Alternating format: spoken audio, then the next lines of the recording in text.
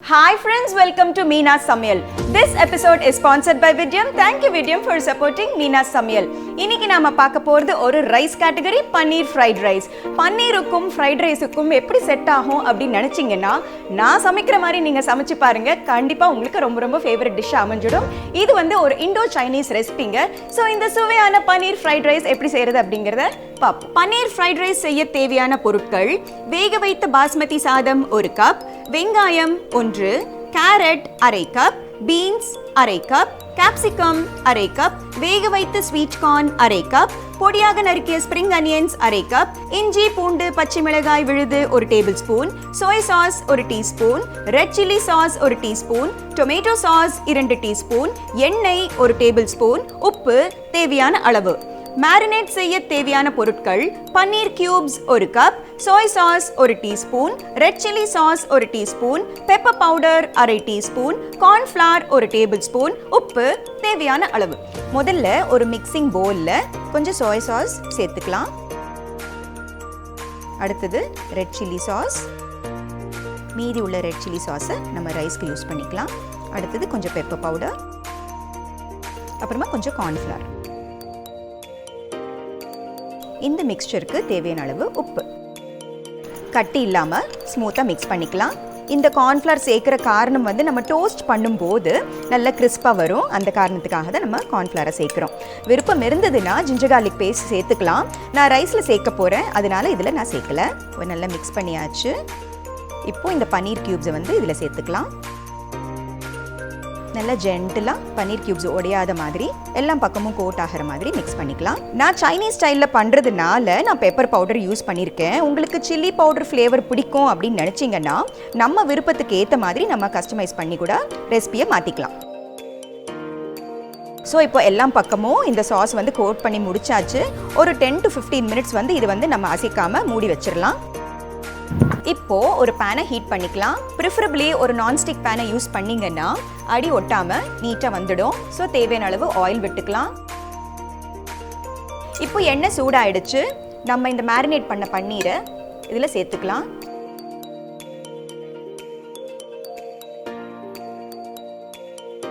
கொஞ்சம் ஃப்ளேம் வந்து இப்போ மாடரேட் வச்சுக்கலாம்.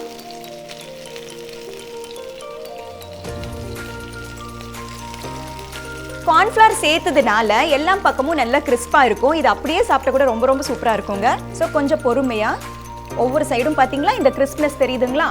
ஸோ இதே மாதிரி எல்லா பக்கமும் கிறிஸ்ப் ஆகணும்.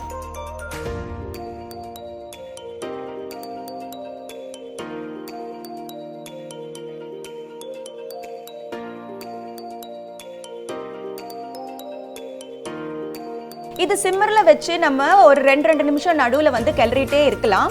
மீன்வைல் நம்ம என்ன பண்ணலாம்னா அந்த மெயின் ப்ராசஸை வந்து நம்ம ஆரம்பிச்சிடலாம். இன்னொரு பெரிய பேனை ஹீட் பண்ணிக்கலாம். இதில் தேவையான அளவு ஆயில் விட்டுக்கலாம். எண்ணெய் சூடானதுக்கு அப்புறமா வெங்காயம் நீள வாக்கில் கட் பண்ணால் இதுக்கு பொருத்தமாக இருக்கும். ஃப்ரைட் ரைஸ் செய்யும் போது ஃப்ளேம் வந்து ரொம்ப ஹையாக இருந்து வேகமாக சமைச்சு முழுசாக வேக வைக்காமல் அரைவேக்காடாக வந்து சமைச்சிங்கன்னா தான் ஃப்ரைட் ரைஸோடைய அந்த க்ரன்ச் வந்து நம்மளுக்கு நல்லா இருக்கும். விடியமில் பார்த்தீங்கன்னா பர்னர்ஸ் வந்து எப்படி டிசைன் பண்ணியிருக்காங்க அப்படின்னு பார்த்தீங்கன்னா கீழே ரோ வந்து டைரெக்டாக வந்து ஒரே லைனில் இருக்கும். அடுத்த ரோ வந்து அப் அண்ட் டவுனாக இருக்கிறதுனால ஃப்ளேமோடைய டிஸ்ட்ரிபியூஷனும் வெசலுக்கு வந்து நீட்டாக வந்து கிராஸ் பண்ணிக்கும். ஸோ அந்த மாதிரி இருக்கும்போது ஹை ஃப்ளேம் அப்படிங்கிறதும் லோ ஃப்ளேம் அப்படிங்கிறதும் மாடரேஷன் லெவல்ஸ் வந்து ரொம்பவே ஆப்டாக இருக்கும் மீடியம் கேஸ் ஸ்டவ்.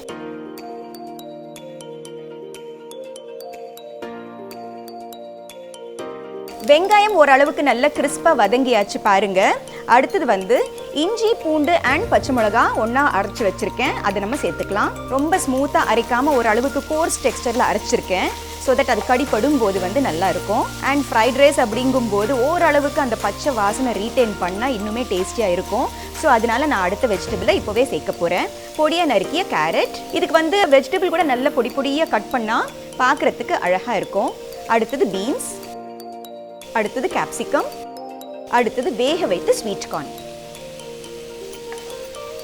இதுவும் வந்து ரொம்ப சாஃப்டாக வதங்கணும் அப்படிங்கிற அவசியம் இல்லை. ஓரளவுக்கு பாதி கிள்ளு விழுற மாதிரி இருந்தாலே போதும். ஸோ ஒரு 2 மினிட்ஸ் நல்லா வதக்கிக்கலாம்.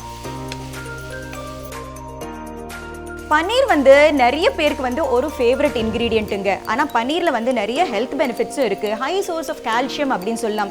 எப்போ ஹை சோர்ஸ் ஆஃப் கால்சியம் அப்படின்னு சொல்கிறாங்களோ அப்போ வந்து போன் ஸ்ட்ரென்த்துக்கு ரொம்ப நல்லது, பல்லுக்கு ரொம்ப நல்லது, ஹை ப்ரோட்டீனும் கூட. இன்ஃபேக்ட் வெயிட் லாஸ்க்கு வந்து ரொம்ப நல்லது. இந்த மாதிரி ரோஸ்ட் பண்ணால் இல்லை, ரா பன்னீர் வந்து நம்ம அப்படியே வந்து டயட்டில் ஒரு சாலாடில் சேர்த்துக்கிட்டு சாப்பிட்டோம்னா வெயிட் ரிடக்ஷன் பண்ணுறவங்களுக்கு வந்து ரொம்ப ரொம்ப நல்லது பன்னீர். பன்னீர் வந்து நீங்கள் கவனித்து பார்த்தீங்கன்னா எல்லா பக்கமும் நல்ல ரோஸ்ட் ஆகிடுச்சு. இது போதும், ரொம்ப கருக வேண்டாம். நான் ஸ்டவ் சுவிட்ச் ஆஃப் பண்ணிவிட்டு இது ஒரு பவுலுக்கு நான் ட்ரான்ஸ்ஃபர் பண்ணிக்கிறேன்.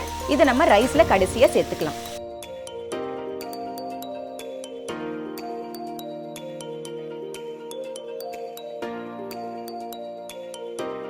அடுத்து கொஞ்சம் ஸ்ப்ரிங் அனியன்ஸை சேர்த்துக்கலாம். நான் கொஞ்சம் கார்னிஷிங்க்கு எடுத்து வச்சுக்கிறேன். அடுத்தது soya sauce, red chilli sauce, tomato sauce. இந்த tomato sauce, red chilli sauce, soya sauce தாங்க பண்ணுற மேஜிக்கே இந்த டிஷ்ஷுக்கு. இந்த மூணுமே வந்து முக்கியமான இன்க்ரீடியன்ட்ஸ். ஸோ இதுக்கு தேவையான அளவு உப்பு நான் ரைஸுக்கும் சேர்த்து உப்பு சேர்த்துடுறேன்.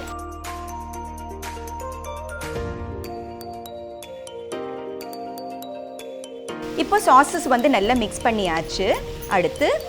அடுத்து வந்து நம்ம பாஸ்மதி ரைஸ் சேர்த்துடலாம். பாஸ்மதி ரைஸ் நான் ஏற்கனவே வேக வச்சு வச்சுருக்கேன். ஒரு கப்பு பாஸ்மதி அரிசிக்கு வந்து 2 மடங்கு தண்ணிங்க. நல்லா வாஷ் பண்ணிவிட்டு ஒரு 10 நிமிஷம் ஊற வச்சுட்டு அதுக்கப்புறமா 2 மடங்கு தண்ணி விட்டுட்டு நல்லா உதிரியாக வந்து நல்லா வேக வச்சு வச்சுக்கோங்க. வேக வச்சு வச்சதுக்கு அப்புறமா ஒரு டீஸ்பூன் எண்ணெய் விட்டு நல்லா ஆற விட்டுட்டு அதுக்கப்புறமா ஸ்டியர் பண்ணி வச்சுக்கோங்க.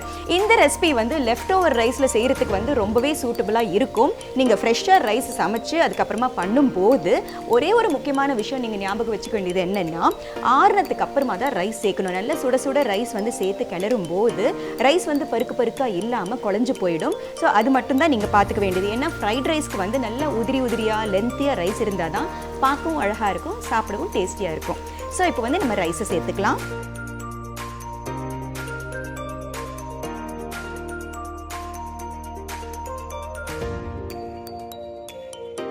ஸோ ரைஸ் சேர்த்ததுக்கு அப்புறமா ஸ்டியர் பண்ணுறது வந்து கொஞ்சம் கேர்ஃபுல்லாக ஸ்டியர் பண்ணலாம்.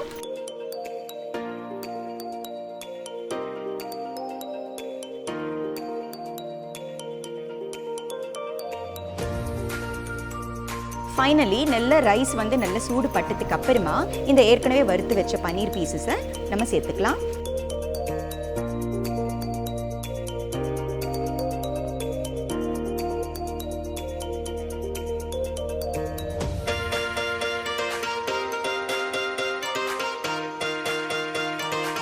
ஸோ இப்போ எல்லாம் சமமாக கிளறியாச்சு.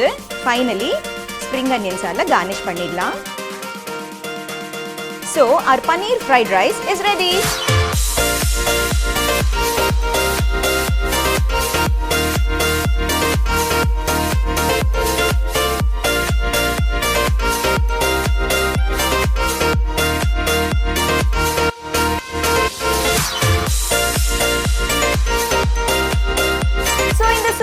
பன்னீர் ஃப்ரைட் ரைஸ் எப்படி செய்யறது அப்படிங்கறத பாத்தீங்க இல்லையா? கண்டிப்பா இந்த ரெசிபியை நீங்களும் ட்ரை பண்ணி பாருங்க.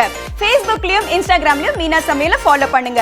இந்த ரெசிபி ஒருவேளை நீங்க சமைச்சு பாத்தீங்கன்னா ஒரு போட்டோ எடுத்து #cookWithMeena அப்படின்ட்டு எனக்கு போஸ்ட் பண்ணிடுங்க. அண்ட் எல்லாத்துலயும் முக்கியமான விஷயம், சப்ஸ்கிரைப் பண்ணாதவங்க சப்ஸ்கிரைப் பண்ணுங்க. அதோட சேர்த்து பக்கத்துல இருக்கிற பெல் பட்டனை பிரஸ் பண்ணினீங்கன்னா தான் அடுத்த எபிசோட் நான் அப்லோட் பண்ணும்போது உங்களுக்கு நோட்டிஃபிகேஷன் அப்படின்ட்டு வரும்.